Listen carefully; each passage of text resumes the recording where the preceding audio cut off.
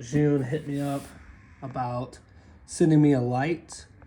They sent me their new cob light, their B100. Now, honestly, I wanted a bigger light, I'm not gonna lie. This one's pretty small, but I thought I would take a free light anyways. What makes this one so good as opposed to the other lights is that this is the only cable you need. So even up to their 500 watt, this is all you need. Unlike the aperture lights where you need the big ballast, you don't need that. You just need their one cable. So there's no big ballast. What you see is what you get. And this thing is tiny. Oh my gosh. Right off the bat, it is obviously made of plastic. That was to be expected at this price point. It's gonna sound weird, but this cable's really nice. It's not like the big stiff cables. It seems to have like a little bit of flexibility and play to it. That's not half bad. The light also is bicolor as well. From 2700 to 6500, again, pretty typical. The biggest issue you're gonna run into with this is that you're gonna have to use the ZY Vega app. I haven't used it in a while, but last time I used it, it was pretty finicky, so I'll test that. The other initial thing I see, no carrying case.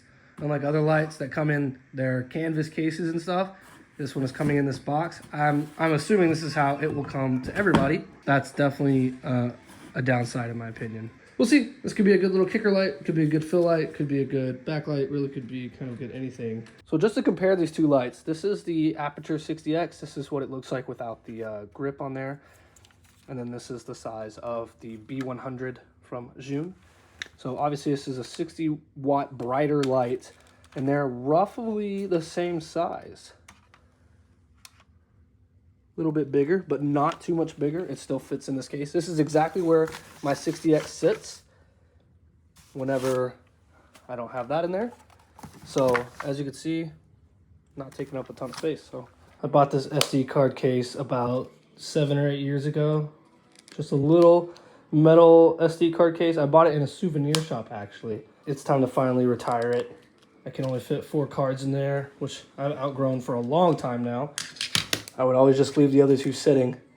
So I got this new one. It holds 12 plus the micro SDs. It's got foam in here, hard shell, and it clamps like that. So rest in peace, buddy. This is the venue for the next 5 days. So I actually just shot here not long ago for a Call of Duty event, which you can find in one of the vlogs. But yeah, lots of options here. I'm excited to see what we can make this week. So I've got to find a place to set up for interviews and whatnot.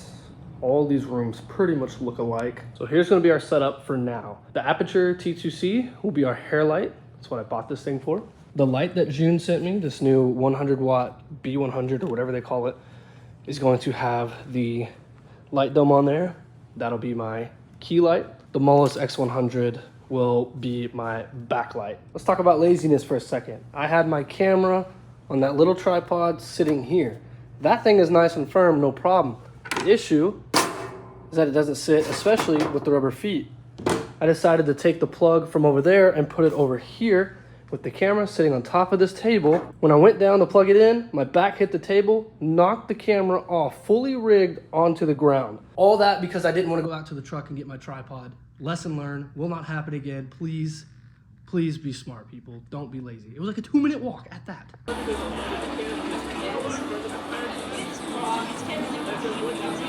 What's it like being an event photographer? Like, this is a lot more, I would say actually a lot more structure than what I normally do.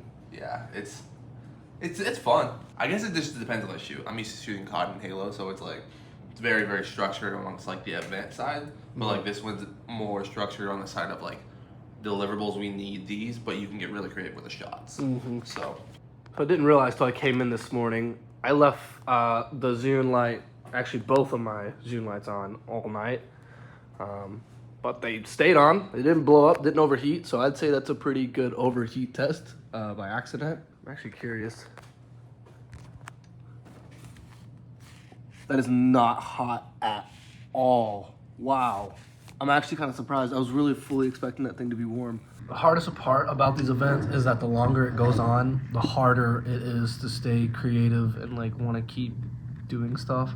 you get done at night around 9, then I get home around 10, and then I have to be up at like 6:30 to be here by like 8 or whatever. You do that for 4 or 5 days in a row, and it just starts to add up. I am exhausted, and now it's like going out there, filming the same stage and stuff. It starts to become repetitive, and so I think that's what a lot of people don't understand about this job is it is so physically taxing and mentally taxing. You're shooting the same stage, the same venue for 4 days. So you really have to tap into something to like really get creative and stuff. These little DJI mics come in handy. They're so clutch. S gave me this little like 3D printed adapter so you can like hold it like a microphone. And even in this crazy crowded environment, it sounded phenomenal. Always huge. We're feeling. Love it. And then Feeling you've got as good as we can. and then you've got to go back against Northwood then after this. yes. Yeah. So OWC. Appreciate it. They have It's the final day of filming. Unfortunately, I did not get to use this setup the way I wanted it. Overall, the way I'm viewing it is I'm very, very happy with the interview setup that I have. It was great practice. It was cool to be able to workshop this and have like almost unlimited time to be able to set this room up. It was fun to kind of challenge myself to make this room look at all enjoyable. So I'm happy with it. It was still a cool experience. And yeah, the rest of the day is probably just going to be me out on the floor filming the rest of the games.